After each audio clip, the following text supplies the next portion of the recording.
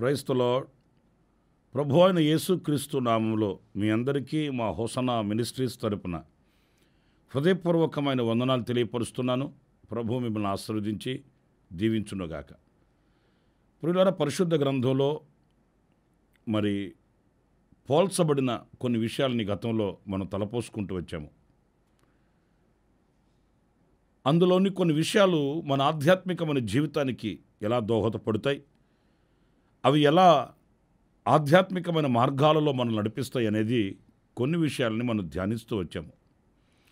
ఈ పూట పరిశుద్ధ గ్రంథంలో మరొక మాట నేను మీకు జ్ఞాపకం చేయాలని ఆశిస్తున్నాను. మత్తయి సువార్త 5వ అధ్యాయం 14వ వాక్యాన్ని మనం గమనించినప్పుడు, మీరు లోకమునకు వెలుగై ఉన్నారు, కొండ మీద నుండి పట్టణము మరుగై ఉండనేరదు. చూడండి, ఈ వాక్య భాగంలో మీరు లోకానికి వెలుగై ఉన్నారు అనే పోల్చబడిన ఈ మాటని మనం గమనించినప్పుడు అది ఆశ్చర్యకరమైన అనుభవం అని చెప్పుకోవాలి. ఎందుకంటే కీర్తనాకారుడు ఈ లోకాన్ని ఇది గాఢాంధకారపు లోకము అన్నాడు. అంటే వెలుగు లేని, వెలుగు కానరాని చీకటితో కమ్ముకొనిన ఒక అగాధం. ఈ గాఢాంధకారపు లోయలో మనము వెలుగై ఉన్నాము అని ప్రభు చెప్తున్నాడు. అంటే ఎందుకు మనం వెలుగై ఉన్నాము అనంటే, క్రీస్తు మనలో ఉదయించాడు. ఆయన వెలుగు మన మీద ప్రకాశించుచున్నది. ఆయన మనల్ని వెలుగుమయముగా చేశాడు. గతంలో మనం చీకటిలో ఉన్నప్పుడు మన ప్రభు అయిన యేసుక్రీస్తు మన కొరకు ఈ లోకానికి దిగివచ్చి ఆయన మనల్ని పరిశుద్ధులుగా మార్చాడు. అందును గురించి లేఖనాలు ఏమని వ్రాయబడి ఉన్నాయి? ఆయన గుణాతిశయములను ప్రచురము చేయు నిమిత్తము చీకటిలో నుండి ఆశ్చర్యకరమైన తన వెలుగులోనికి ఆయన మనల్ని పిలిచాడు అని లేఖనాలు చెబుతూ ఉన్నాయి. ఆశ్చర్యకరమైన ఆయన వెలుగులో మనం నిలిచి ఉన్నాము. మన మీద ఆయన వెలుగు ప్రకాశించుచున్నది. మనము వెలుగుమయమయ్యాము. వెలుగుమయమైన మనము లోకానికి వెలుగును ప్రత్యక్షపరచాలి. ప్రియులారా, చూడండి, చీకటిలో ఉన్న వ్యక్తి చీకటిని ప్రత్యక్షపరుస్తాడు. వెలుగు సంబంధి వెలుగును ప్రత్యక్షపరుస్తాడు.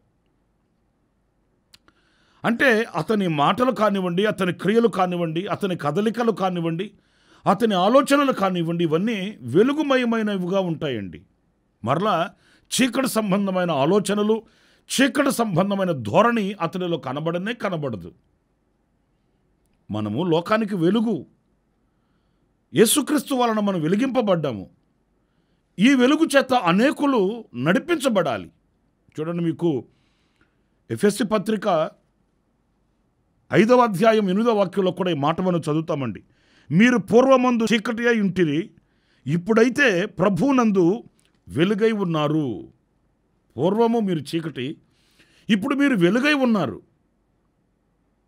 ఈ వెలుగు చేత అనేక మంది నడిపించబడాలి. ఒక దీపం ఉందనుకోండి, ఆ దీపం వెలుగుతున్నప్పుడు ఆ దీపపు కాంతిలో అనేక మంది నడిపించబడగలుగుతారు. అనేక మంది సంతోషించగలుగుతారు. ప్రియులారా, నేను ఒక మాట చెప్తాను. నేను నా కుటుంబానికి, నేను నా సంఘానికి, నేను సమాజానికి ఒక దీపము, ఒక వెలుగు అన్నప్పుడు ఈరోజు మనలను బట్టి అనేకులు వెలుగులో నడుస్తున్నారా? వెలుగుమయమైన బ్రతుకుని బ్రతుకుతున్నారా? వారు వెలుగుమయమైన జీవితాన్ని జీవించడానికి నేను ఒక సాధనమై ఉన్నానా అనే ప్రశ్న మనందరం వేసుకోవాలి. ఎందుకంటే ఆచారంలో ఈ రోజున కొనసాగవచ్చు, కానీ ఆత్మీయతలో నిలిచిన వాళ్ళు ఎంతమంది?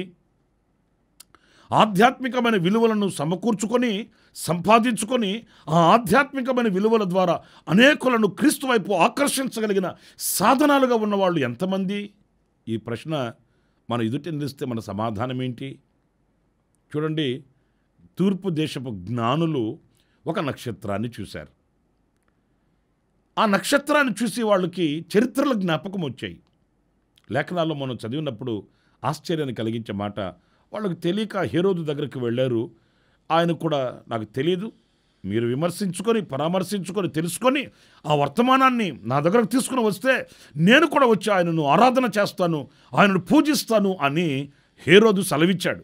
ఇందుని గురించి లేఖనాల్లో మత్తయి సువార్త 2వ అధ్యాయం 9వ వాక్యం నుంచి మనం చదువుతూ వస్తే చక్కటి మాటలు మనకు కనిపిస్తాయండి. చూడండి, నేను ఆ మాటలు చదువుతాను.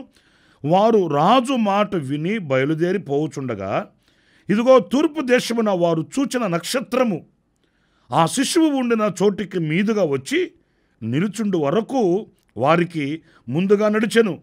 వారు ఆ నక్షత్రమును చూచి అత్యానందభరితులై ఇంటిలోనికి వచ్చి తల్లి అయిన మరియను ఆ శిశువును చూచి సాగిలపడి ఆయనను పూజించి.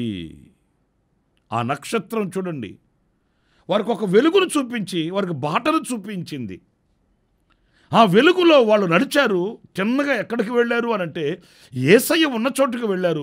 వాళ్ళు ఆ నక్షత్రమును చూచి అత్యానంద భరితులై, ఎందుకంటే వాళ్ళకు త్రోవ చూపించే వెలుగు ఆ నక్షత్రం. నా ప్రియమైన సహోదరులారా, ఈ రోజున మనం వెలిగింపబడ్డాము కదా, మనలో ఈ రోజున వెలుగు సంబంధమైన క్రియలు ఉన్నాయి కదా, వెలుగు సంబంధమైన వ్యక్తులుగా మనం మార్చబడ్డాము కదా. మరి ఈ రోజున ఎంతమందిని ప్రభువు వైపు ఆకర్షించగలిగిన వెలుగై ఉన్నాము మనం? కొంతమంది దేవుని మందిరానికి వెళ్ళినా, వాక్యమే చదివినా, పాటలే పాడినా క్రైస్తవులము అని వాళ్ళ ఇంటికి బోర్డులే తగిలించుకున్నప్పటికీ కూడా వారికి వెలుగు సంబంధమైన వాటికి సంబంధం ఏమాత్రం ఉండదండి. ఆ కుటుంబాలలో చీకటి సంబంధమైన కార్యక్రమాలు ఎక్కువగా కనిపిస్తుంటాయండి.